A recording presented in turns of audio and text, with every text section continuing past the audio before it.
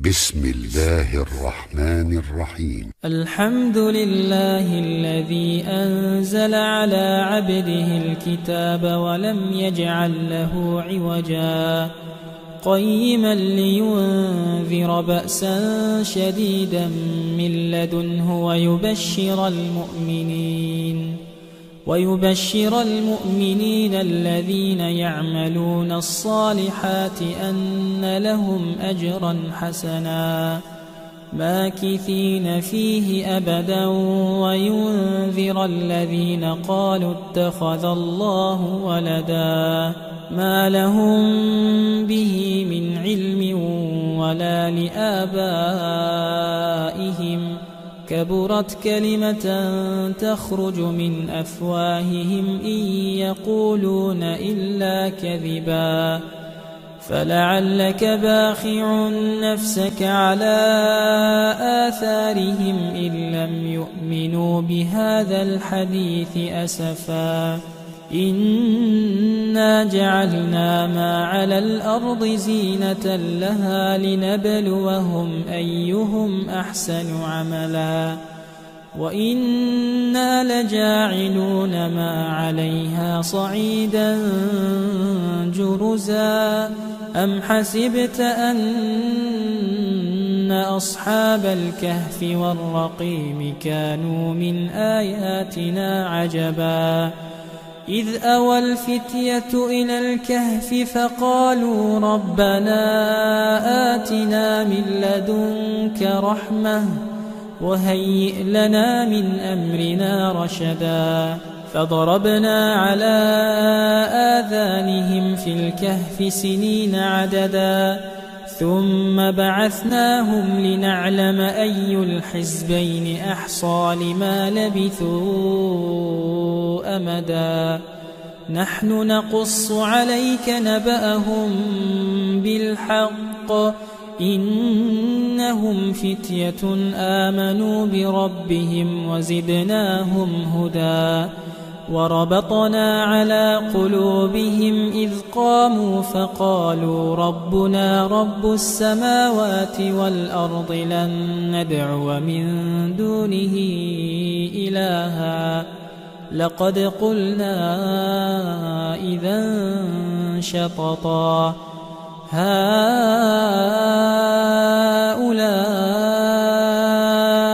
قومنا اتخذوا من دونه آلهة لولا يأتون عليهم بسلطان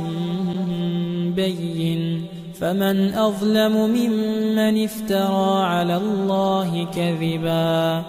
وإذ اعتزلتموهم وما يعبدون إلا الله فأووا إلى الكهف ينشر لكم ربكم من رحمته ويهيئ لكم من أمركم مرفقا وترى الشمس إذا طلعت تزاور عن كهفهم ذات اليمين وإذا غربت تقرضهم ذات الشمال وهم في فجوة منه ذلك من آيات الله من يهد الله فهو المهتد ومن يضلل فلن تجد له وليا مرشدا وتحسبهم أيقاظا وهم رقود ونقلبهم ذات اليمين وذات الشمال وكلبهم باسط ذراعيه بالوصيد لو اطلعت عليهم لوليت منهم فرارا ولملئت منهم رعبا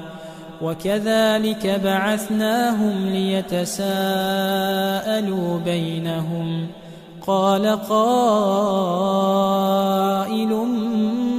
منهم كم لبثتم قالوا لبثنا يوما أو بعض يوم قالوا ربكم أعلم بما لبثتم فابعثوا أحدكم بورقكم هذه إلى المدينة فلينظر أيها أزكى طعاما فليأتكم برزق منه وليتلطف ولا يشعرن بكم أحدا إنهم إن يظهروا عليكم يرجموكم أو يعيدوكم في ملتهم ولن تفلحوا إذن أبدا وكذلك أعثرنا عليهم ليعلموا أن وعد الله حق وأن الساعة لا ريب فيها إذ يتنازعون بينهم أمرهم فقالوا بنوا عليهم بنيانا ربهم أعلم بهم قال الذين غلبوا على أمرهم لنتخذن عليهم مسجدا سيقولون ثلاثة رابعهم كلبهم ويقولون خمسة سادسهم كلبهم رجما بالغيب ويقولون سبعة وثامنهم كلبهم قل ربي أعلم بعدتهم ما يعلمهم إلا قليل فلا تمار فيهم إلا مراء ظاهرا ولا تستفت فيهم منهم أحدا ولا تقولن لشيء إني فاعل ذلك غدا إلا أن يشاء الله واذكر ربك إذا نسيت وقل عسى أن يهديني ربي لأقرب من هذا رشدا ولبثوا في كهفهم 300 سنين وازدادوا 9 قل الله أعلم بما لبثوا له غيب السماوات والأرض أبصر به وأسمع ما لهم من دونه من ولي ولا يشرك في حكمه أحدا واتل ما أوحي إليك من كتاب ربك لا مبدل لكلماته ولن تجد من دونه ملتحدا واصبر نفسك مع الذين يدعون ربهم بالغداة والعشي يريدون وجهه ولا تعد عيناك عنهم تريد زينة الحياة الدنيا ولا تطع من أغفلنا قلبه عن ذكرنا واتبع هواه وكان أمره فرطا وقل الحق من ربكم فمن شاء فليؤمن ومن شاء فليكفر إنا أعتدنا للظالمين نارا أحاط بهم سرادقها وإن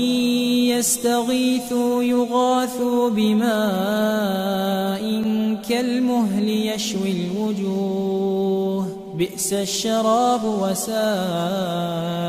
مرتفقا إن الذين آمنوا وعملوا الصالحات إنا لا نضيع أجر من أحسن عملا أولئك لهم جنات عدن تجري من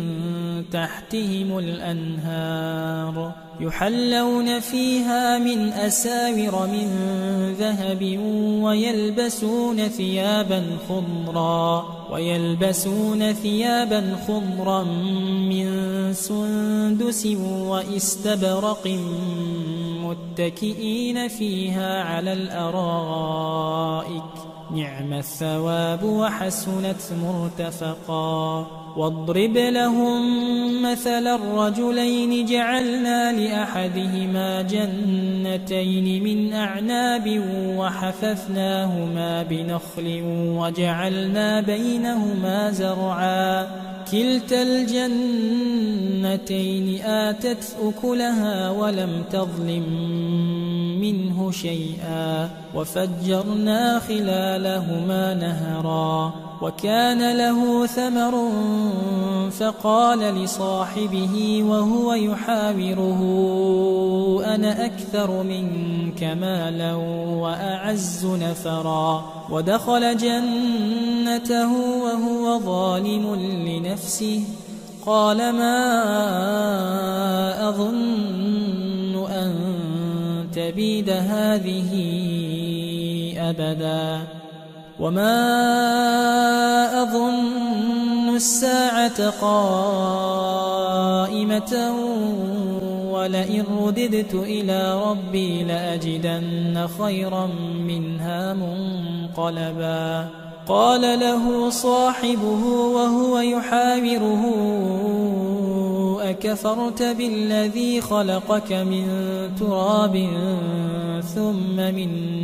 نطفة ثم سواك رجلا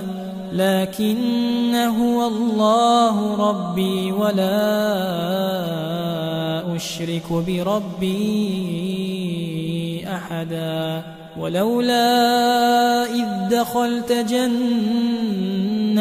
قلت ما شاء الله لا قوة إلا بالله إن ترني أنا أقل منك مالا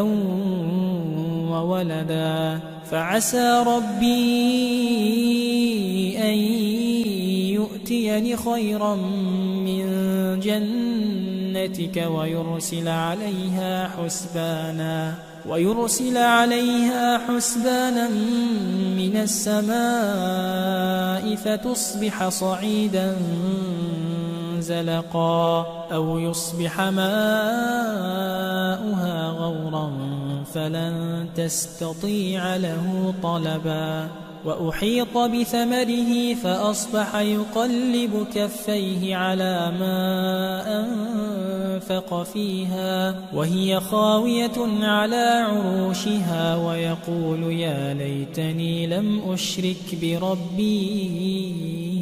أحدا ولم تكن له فئة ينصرونه من دون الله وما كان منتصرا هنالك الولاية لله الحق هو خير ثوابا وخير عقبا واضرب لهم مثل الحياة الدنيا كماء أنزلناه من السماء فاختلط به نبات الأرض فأصبح هشيما تذروه الرياح وكان الله على كل شيء مقتدرا المال والبنون زينة الحياة الدنيا والباقيات الصالحات خير عند ربك ثوابا وخير أملا ويوم نسير الجبال وترى الأرض بارزة وحشرناهم فلم نغادر منهم أحدا وعرضوا على ربك صفا لقد جئتمونا كما خلقناكم أول مرة بل زعمتم أن لن نجعل لكم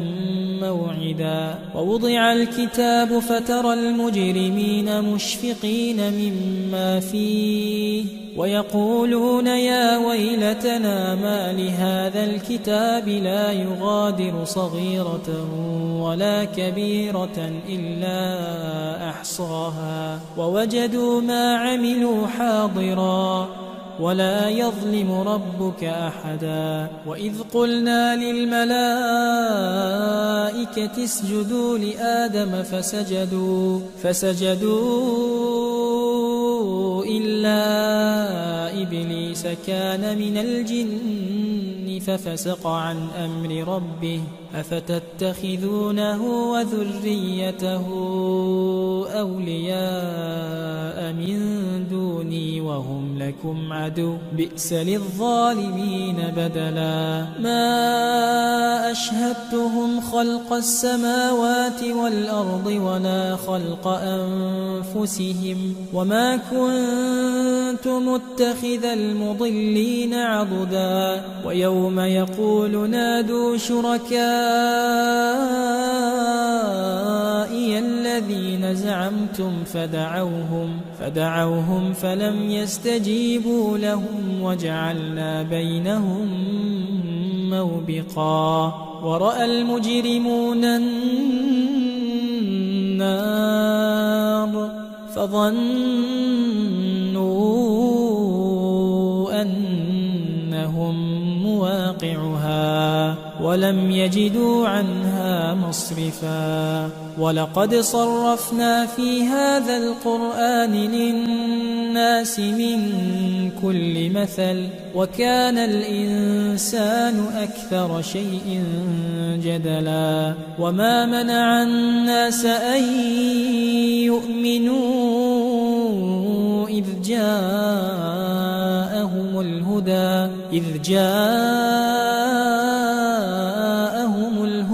ويستغفروا ربهم إلا أن تأتيهم سنة الأولين أو يأتيهم العذاب قبلا وما نرسل المرسلين إلا مبشرين ومنذرين ويجادل الذين كفروا بالباطل ليدحضوا به الحق واتخذوا آياتي وما أنذروا هزوا ومن أظلم ممن ذكر بآيات ربه فأعرض عنها ونسي ما قدمت يداه إنا جعلنا على قلوبهم أكنة أن يفقهوه وفي آذانهم وقرا وإن تدعهم إلى الهدى فلن يهتدوا إذا أبدا وربك الغفور ذو الرحمة لو يؤاخذهم بما كسبوا لعجل لهم العذاب بل لهم موعد لن يجدوا من دونه موئلا وتلك القرى أهلكناهم لما ظلموا وجعلنا لمهلكهم موعدا وإذ قال موسى لفتاه لا أبرح حتى أبلغ مجمع البحرين أو أمضي حقبا فلما بلغا مجمع بينهما نسيا حوتهما فاتخذ سبيله في البحر سربا فلما جاوزا قال لفتاه آتنا غداءنا لقد لقينا من سفرنا هذا نصبا قال أرأيت إذ أوينا إلى الصخرة فإني نسيت الحوت وما أنسانيه إلا الشيطان أن أذكره واتخذ سبيله في البحر عجبا قال ذلك ما كنا نبغ فارتدا على آثارهما قصصا فوجدا عبدا من عبادنا آتيناه رحمة من عندنا وعلمناه من لدنا علما قال له موسى هل أتبعك على أن تعلمني مما علمت رشدا قال إنك لن تستطيع معي صبرا وكيف تصبر على ما لم تحط به خبرا قال ستجدني إن شاء الله صابرا ولا أعصي لك أمرا قال فإن اتبعتني فلا تسألني عن شيء حتى أحدث لك منه ذكرا فانطلقا حتى إذا ركبا في السفينة خرقها قال أخرقتها لتغرق أهلها لقد جئت شيئا إمرا قال ألم أقل إنك لن تستطيع معي صبرا قال لا تؤاخذني بما نسيت ولا ترهقني من أمري عسرا فانطلقا حتى إذا لقيا غلاما فقتله قال أقتلت نفسا زكية بغير نفس لقد جئت شيئا نكرا قال ألم أقل لك إنك لن تستطيع معي صبرا قال إن سألتك عن شيء بعدها فلا تصاحبني قد بلغت من لدني عذرا فانطلقا حتى إذا أتيا أهل قرية استطعما أهلها فأبوا أن يضيفوهما فوجدا فيها جدارا يريد أن ينقض فأقامه قال لو شئت لاتخذت عليه أجرا قال هذا فراق بيني وبينك سأنبئك بتأويل ما لم تستطع عليه صبرا أما السفينة فكانت لمساكين يعملون في البحر فأردت أن أعيبها وكان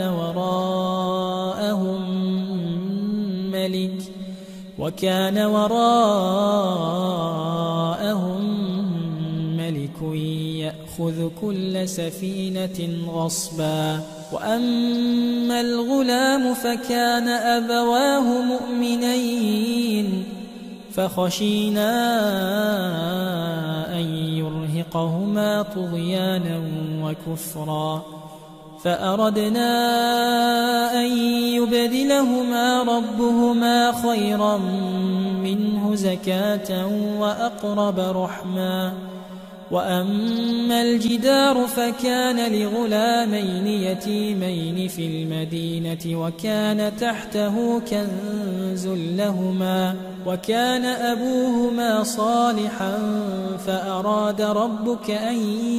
يبلغا أشدهما ويستخرجا كنزهما رحمة من ربك وما فعلته عن أمري ذلك تأويل ما لم تسطع عليه صبرا ويسألونك عن ذي القرنين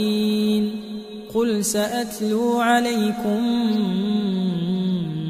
منه ذكرا إنا مكنا له في الأرض وآتيناه من كل شيء سببا فأتبع سببا حتى إذا بلغ مغرب الشمس وجدها تغرب في عين حمئة ووجد عندها قوما قلنا يا ذا القرنين إما أن تعذب وإما أن تتخذ فيهم حسنا قال أما من ظلم فسوف نعذبه ثم يرد إلى ربه فيعذبه عذابا نكرا وأما من آمن وعمل صالحا فله جزاء الحسنى وسنقول له من أمرنا يسرا ثم أتبع سببا حتى إذا بلغ مطلع الشمس وجدها تطلع على قوم لم نجعل لهم من دونها سترا كذلك وقد أحطنا بما لديه خبرا ثم أتبع سببا حتى إذا بلغ بين السدين وجد من دونهما قوما لا يكادون يفقهون قولا قالوا يا ذا القرنين إن يأجوج ومأجوج مفسدون في الأرض فهل نجعل لك خرجا على أن تجعل بيننا وبينهم سدا قال ما مكني فيه ربي خير فأعينوني بقوة أجعل بينكم وبينهم ردما آتوني زبر الحديد حتى إذا ساوى بين الصدفين قال انفخوا حتى إذا جعله نارا قال آتوني أفرغ عليه قطرا فما استطاعوا أن يظهروه وما استطاعوا له نقبا قال هذا رحمة من ربي فإذا جاء وعد ربي جعله دكاء وكان وعد ربي حقا وتركنا بعضهم يومئذ يموج في بعض ونفخ في الصور فجمعناهم جمعا وعرضنا جهنم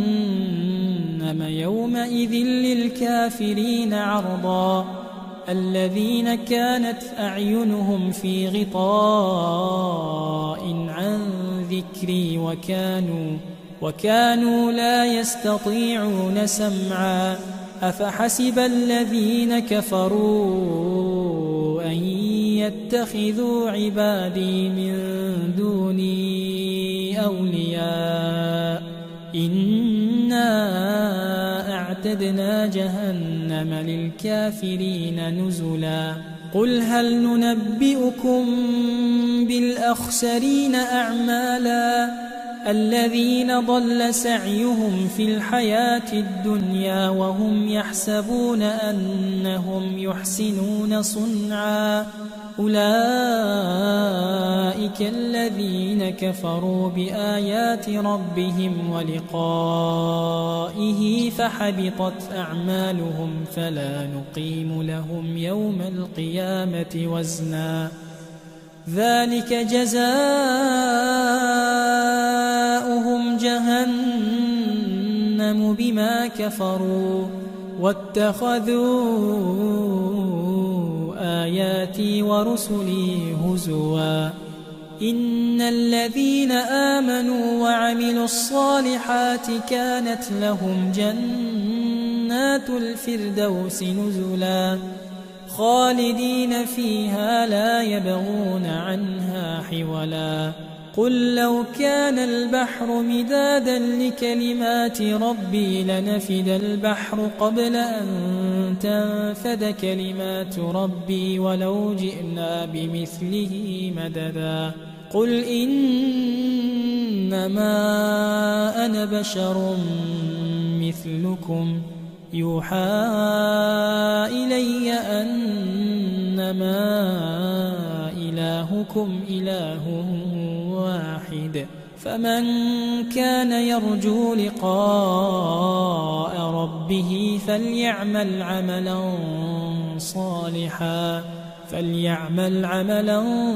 صالحا ولا يشرك بعبادة ربه أحدا.